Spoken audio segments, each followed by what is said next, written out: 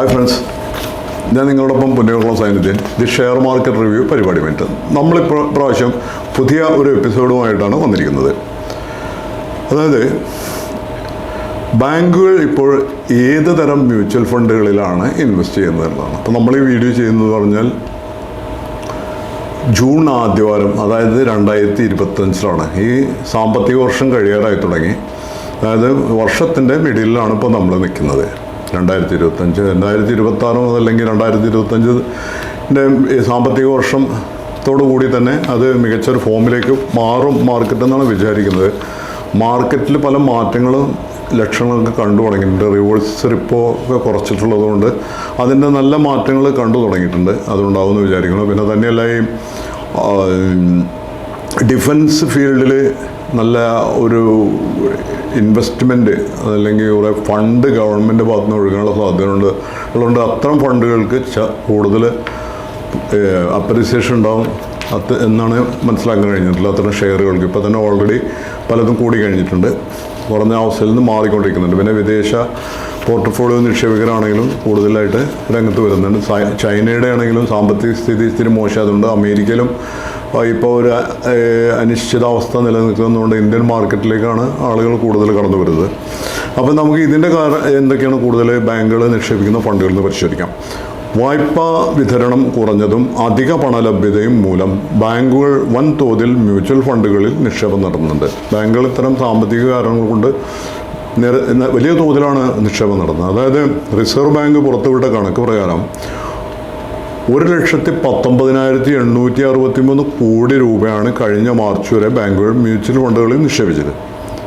അത് അവരുടെ വലിയൊരു വരുമാനമാണ്. 2024 മാർച്ചിൽ 62,499 കോടിയായിരുന്നു നിക്ഷേപം. അതായത് 91% ഈ വർഷം മാർച്ച് വരെ നിക്ഷേപിച്ചിട്ടുണ്ടെന്നാണ് ബാങ്കിൻ്റെ കണക്ക്.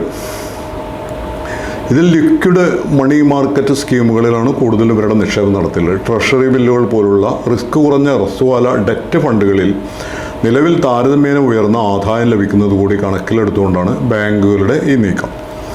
Association of mutual funds in India AMFI പുറത്തുവിട്ട കണക്കുകൾ പ്രകാരം മ്യൂച്വൽ ഫണ്ടുകൾ കൈകാര്യം ചെയ്യുന്ന മൊത്തം ആസ്തിയുടെ 40% ലിക്വിഡ് ഫണ്ട് പോലുള്ള ഹ്രസ്വകാല ഡെറ്റ് സ്കീമുകളിലാണ്. അതിനും കാരണങ്ങളുണ്ട്. കാരണം ഈ ഡെറ്റ് സ്കീമുകളിലും ഈ മണി റിലേറ്റഡ് ആയിട്ടുള്ളതിലൊക്കെ ഇവർ ഇടുമ്പോഴേ എന്ന് വെച്ച് കഴിഞ്ഞാൽ മാർക്കറ്റിൽ ഈ ഇക്വിറ്റി ലിങ്ക്ഡ് ആയിട്ടുള്ള ഫണ്ടുകളിലും അല്ലെങ്കിൽ അത്തരം ഈ സ്റ്റോക്കുകളിലൊക്കെ തന്നെ വലിയ ചാഞ്ചാട്ടം ഇപ്പോഴും നിലനിൽക്കുന്നുണ്ട്. പക്ഷേ ഇതിനെ മറികടക്കാൻ വേണ്ടി ഈ AMC, അതായത് ഫണ്ട് മാനേജ്മെൻറ്റ് ചെയ്യുന്ന ഒരു തന്ത്രമാണിത്. ഇത് സെബിയുടെ ശക്തമായ നിയന്ത്രണം കൂടി ഇതിൻ്റെ പിന്നിലുണ്ടെന്ന് നമുക്ക് മനസ്സിലാക്കേണ്ടതായിട്ടുണ്ട്. അതുകൊണ്ടാണ് അവർ സ്ട്രിക്റ്റായിട്ട് ആളുകളുടെ കാശ് കൂടുതലായിട്ട് താഴോട്ട് പോകരുത് എന്ന നിലവാരത്തിൽ. കാരണം അത് താഴോട്ട് പോയി AMCക്കാർ കഴിഞ്ഞാൽ ആളുകളുടെ കാശ് പോകും. അതില്ലാതിരിക്കാനും കൂടിയുള്ള ഒരു വിദ്യയായിട്ടാണത് നമ്മൾ മനസ്സിലാക്കേണ്ടത്. അപ്പോൾ ആംഫിയുടെ ആ ഒരു കണക്ക് പ്രകാരം നമ്മൾ 40% ലിക്വിഡ് ഹ്രസ്വകാല ഫണ്ടുകളിലാണെന്ന് പറഞ്ഞല്ലോ. അധികം പണം ഹ്രസ്വകാലയളവിൽ ഇത്തരത്തിൽ നിക്ഷേപിക്കുന്നതിലൂടെ മികച്ച രീതിയിൽ ആസ്തി ബാധ്യത കൈകാര്യം ചെയ്യാൻ കഴിയുന്നതും ബാങ്കുകളെ ആകർഷിക്കുന്നു. ഇത്തരം ഫണ്ട് ഇങ്ങനെ അവർക്ക് കയ്യിലുണ്ടാകുമ്പോൾ ഒരു മണി പാർക്കിംഗ് പോലെ ഇത് പേഴ്സണലായിട്ട് നമുക്ക് ചെയ്യാവുന്നതാണ്. നമുക്ക് ലിക്വിഡ് ഫണ്ടുകളിലൊക്കെ ഇടാം. ഇപ്പോൾ ഈ സീറോദയുടെയൊക്കെ ആണെങ്കിൽ ലിക്വിഡ് കേസ് എന്ന് പറഞ്ഞിട്ടുണ്ട്. അതിൽ നമുക്ക് അപ്പോൾ ചെയ്ത് നമ്മളുടെ കാശ് ഏതെങ്കിലും വിറ്റ് കിട്ടിയ കാശ് എത്രയും കുറഞ്ഞ 2 ലക്ഷം 5 ലക്ഷം എത്രയാണ് നമുക്ക് പാർക്ക് ചെയ്യേണ്ടത് അതിൽ കൊണ്ട് ഇട്ട് കഴിഞ്ഞാൽ പിന്നെ ആവശ്യത്തിൽ നിന്ന് അതിൽ നിന്ന് എടുത്താൽ മതി. ബാങ്കിലേക്ക് എടുക്കാൻ ട്രാൻസ്ഫർ ചെയ്യാൻ പോകേണ്ട കാര്യമില്ല. അതിൽ ഓൺലൈനിൽ വഴിക്കാണെങ്കിലും അത് ട്രാൻസ്ഫർ ചെയ്യാൻ റിക്വസ്റ്റ് കൊടുക്കേണ്ട കാര്യമൊന്നുമില്ല. അപ്പോൾ തന്നെ നമുക്ക് നമ്മുടെ ലിക്വിഡ് ഫണ്ടുകൾ സെല് ചെയ്യാം. ഫണ്ടല്ല, ഈ ETF-കൾ സെല് ചെയ്യാം. അത് ഉപയോഗിച്ച് നമുക്ക് 1-2 ദിവസത്തേക്ക് ട്രേഡ് +2 അല്ലെങ്കിൽ 1 കാത്തിരിക്കേണ്ട കാര്യമില്ല. അപ്പോൾ തന്നെ നമുക്ക് വാങ്ങിക്കാവുന്നതാണ്.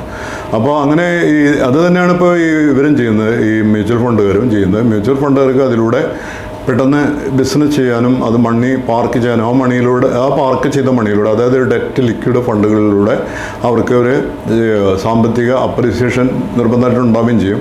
ഒരു മണി ബാലൻസ്ഡ് തന്ത്രമാണത്. അതുകൊണ്ടാണ് അത് അവർ ചെയ്യുന്നതെന്ന് മനസ്സിലാക്കുന്നത്. അപ്പോൾ അതുകൊണ്ടൊക്കെ തന്നെയാണ് ഇപ്പോൾ കൂടുതൽ ഇത്രയും വലിയ തുക ഈ ബാങ്കുകൾ ഡെറ്റ് ഫണ്ടുകളിലേക്ക് നിക്ഷേപിക്കാനുള്ള കാരണം എന്നാണ് നമുക്ക് മനസ്സിലാക്കുന്നത്.